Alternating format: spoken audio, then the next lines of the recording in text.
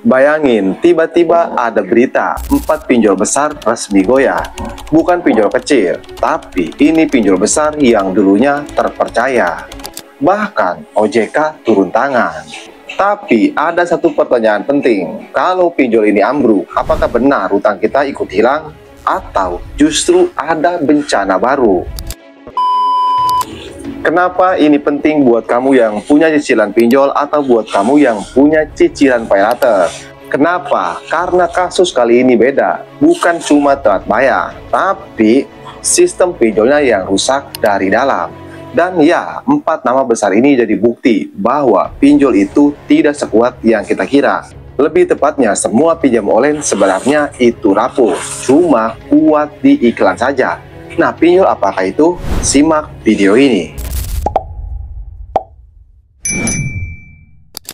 Tapi sebelum pembahasannya, buat kamu yang bergabung ke grup WA Kang Galbay, untuk linknya ada di deskripsi video ini. Grup WA Kang Galbay itu gratis, tidak ada biaya apapun. Nah, kita kembali lagi ke topik pembahasan. Jadi buat kamu nasabah pinjam online, kalau pinjol kamu terdaftar ataupun tidak terdaftar ya, kamu harus simak baik-baik video ini sampai akhir. Kenapa? Karena di akhir video ada catatan penting yang harus kamu ketahui. Karena ya, ada sesuatu yang harus kamu ketahui kalau pinjol sudah berada di ambang kehancuran. Nah, kita langsung saja ke pinjol yang pertama. Untuk yang pertama di sini ada pinjol Investri. Dulu dianggap terpercaya karena dianggap transparan. Tapi faktanya sekarang resmi masuk tahap likuidasi. Artinya perusahaan sudah benar-benar berhenti beroperasi. Pertanyaannya, kalau sudah likuidasi, apakah hutang nasabah itu hangus karena perusahaannya tidak beroperasi lagi, atau justru dialihkan ke pihak ketiga? Untuk yang kedua yaitu ada koin P2P. Mereka ambil langkah yang mengejutkan, yaitu standstill alias berhenti bayar ke lender. Bahasa gampangnya, duit macet kalau lender aja nggak dibayar. Gimana nasib nasabah? Apakah akan terus dikejar dan ditagih atau justru ada peluang lolos dari jeratan hutang? Simak terus sampai akhir. Itu untuk yang kedua. Untuk yang ketiga yaitu ada pinjol iGrow. Nah, ini bikin kaget banyak orang. Kenapa? Karena catatan macetnya mencapai 80%. Ini sudah diambang kebangkrutan. Bisa dibilang 1 bulan ke depan iGrow ini bisa dipastikan bangkrut ataupun gulung tikar.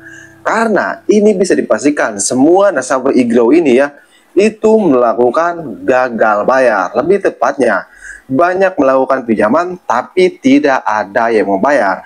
Nah, kalau pinjol sudah seperti ini tidak akan lama lagi bangkrut ataupun gulung tikar. Itu terserah kalian mau bayar atau tidak. Yang jadi pertanyaan, kalau pinjol tersebut bangkrut, apakah hutang kita lunas atau data kita seperti biasa dialihkan ke pihak ketiga? Seperti biasa, di akhir video saya akan jelaskan. Untuk yang keempat yaitu ada pinjol akseleran.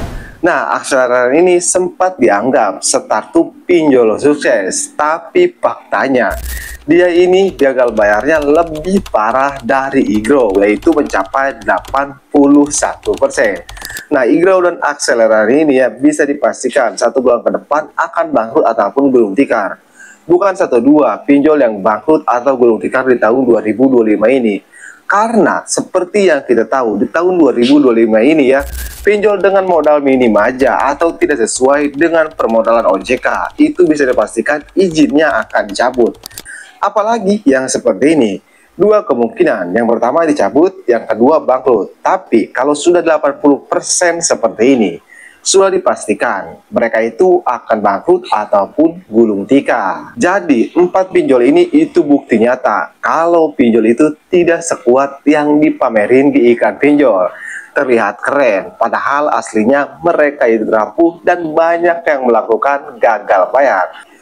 Dan yang jadi pertanyaannya, kalau pinjolnya likuidasi, kalau pinjolnya standstill yaitu tidak membayar ke lender ya, dan kalau pinjolnya bangkrut, apakah utang kita itu auto lunas atau lunas secara otomatis? Jawabannya emang tidak lunas secara otomatis, cuman ada catatan yang kamu perlu catat. Yang pertama, kalau mereka dicabut, mereka itu tidak lagi wajib dibayar. Kenapa? Karena sudah menjadi pinjol ilegal. sesuai suruhan pemerintah sendiri bilang di websitenya seperti ini. Nah, itu kembali lagi, kalau kamu mau tidak bayar itu bebas karena sudah enggak usah dibayar. Yang kedua, kalau bangkrut, apakah data kita itu akan dialihkan ke pihak ketiga dan kita ditagih oleh pihak ketiga? Ini bisa jadi kemungkinan besar akan terjadi. Tapi rata-ratanya kalau pinjol sudah tidak beroperasi lagi atau sudah bangkrut ya, mereka tidak mengalihkan datanya ke pihak ketiga. Emang suka ada yang seperti itu. Cuman tantangan terbesarnya kamu akan terus ditagih oleh DC tersebut. Dan yang lebih parahnya, kalau kamu membayar, uang kamu itu tidak akan masuk ke perusahaannya karena mereka kan sudah tidak beroperasi lagi. Tapi uang kamu masuk ke si DC tersebut. Jadi pikir-pikir dulu kalau mau membayar pinjol yang sudah bangkrut ataupun pinjol yang sudah gulung tikar. Cuman ingat, yang namanya utang piutang itu wajib dibayar. Tapi kalau kamu tidak punya uang, seperti ekonomi kamu sedang turun drastis, ya mau bagaimana lagi? Karena lebih utamakan juga kebutuhan keluarga kamu, jangan utamakan kebutuhan pinjol. Jadi itulah info hari ini, di mana ada 4 pinjol besar yang terancam bangkrut ataupun terancam dicabut izinnya oleh pihak OJK. Nah, buat kamu yang ingin mendapatkan info-info terbaru, jangan lupa untuk dukung terus channel ini dengan cara like video ini dan subscribe channel ini.